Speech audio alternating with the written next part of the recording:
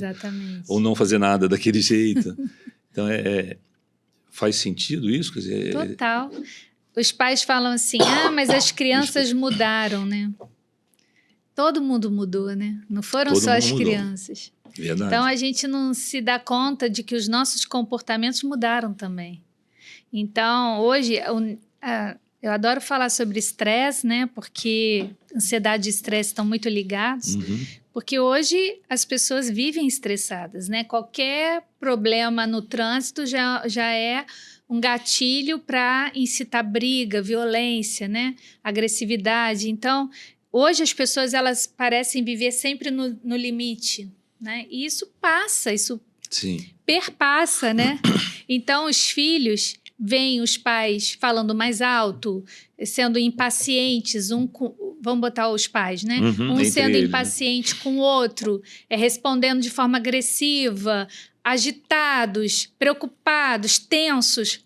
Claro que a criança absorve essa energia, ela entende, ela pode não entender com a faculdade mental dela, mas ela sente aquele ambiente, ela absorve aquilo. É claro que essa criança tende a ficar mais estressada, mais agitada. Exatamente. Então,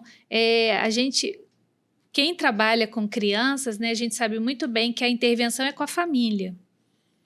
É a família que tem que sentar ali mudar a base, e ser tratada, né? Porque, na verdade, a intervenção com a criança ela é importante. Eu atendi criança há muitos anos, porque dar um lugar de fala para essa criança é importante.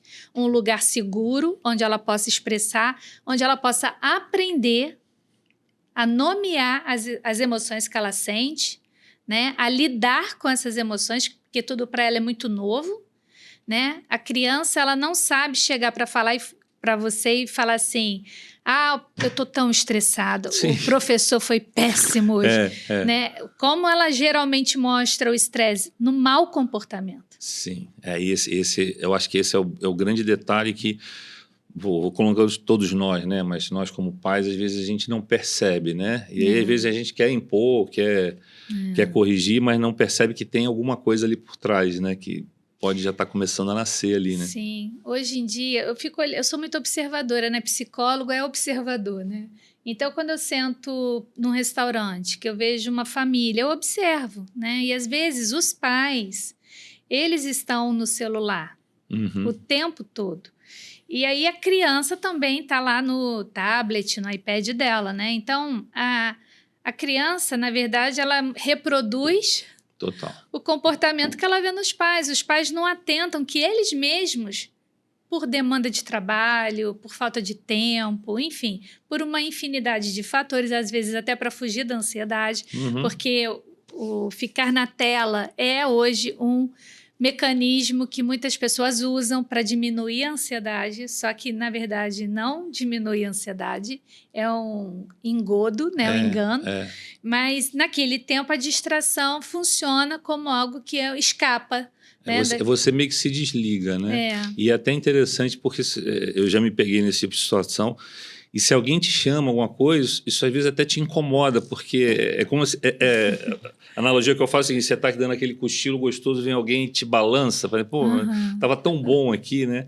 E pelo contrário, você volta às vezes pior, né? Sem mais vontade nervoso, de ouvir, mais impaciente. E preso. E aí me veio uma outra pergunta na cabeça, que o que está gerando, se você também acha que tem algumas coisas gerando mais esses picos de ansiedade e até os transtornos na nossa modernidade? Como é que você está vendo isso aí? Pois é, gente, o nosso cérebro, né, ele foi sendo desenvolvido filogeneticamente, né, como espécie humana, né? Ele foi se desenvolvendo numa velocidade humana, né? Só que hoje tudo está mudando e tudo hoje tem uma velocidade né, enorme. Então, o nosso cérebro, muitas vezes, ele não consegue dar conta do número de estímulos que ele recebe. É estímulo demais para ser assimilado. Por isso também que muitas pessoas se queixam de falta de memória. Porque também, diante de tantos estímulos, como é que você vai prestar atenção? Não vai conseguindo guardar. Né? Então, essa atenção dividida, ela vê tudo, mas não registra nada, né? Hoje em dia, existem vários fatores que contribuem para esse alto índice de ansiedade, né?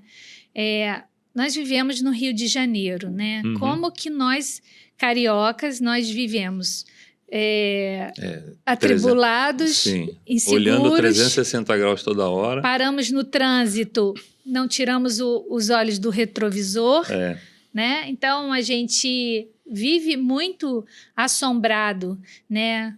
Com o perigo de assalto, de violência. Então, a gente tem vários fatores sociais que contribuem para isso. Os índices de desemprego hoje no nosso país, né? A insegurança hoje, politicamente falando, economicamente falando, as mudanças mundiais, né? Hoje, o que acontece na China vai repercutir em segundos. Em segundos a gente está sabendo. O mundo todo já está sofrendo as consequências, o mundo globalizado, tudo se afeta, né? Tudo se afeta mutuamente. Então, todo esse cenário de uma velocidade enorme que muitas vezes a gente não consegue acompanhar, né? A cobrança. O Brasil é um dos países que faz mais procedimentos estéticos no mundo. É verdade. Né? Parece uma coisa boba, mas é outra. O Brasil é um país de muita cobrança sobre beleza. Sobre beleza. Corpo, principalmente para as mulheres. Né? Então, a comparação, o quanto as pessoas hoje se sentem cobradas a terem um corpo bonito, saudável, a terem uma formação de ponta, Sim. Aqueles que querem ter competitividade no mercado, né? O quanto eles se cobram para ter esse diferencial competitivo. Né? É como se a gente tivesse o tempo todo... O grande exercício é a gente realmente aprender a lutar com a gente mesmo, né? E ter a gente como medida. Mas a gente está o tempo todo buscando uma medida externa. E muitas vezes muito longe, né?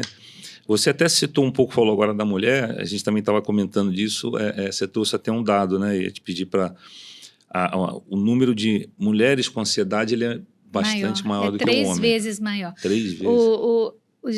Há 3 vezes mais mulheres com diagnóstico de transtorno de ansiedade do que homens. A prevalência é 3 vezes maior nas mulheres. Por quê?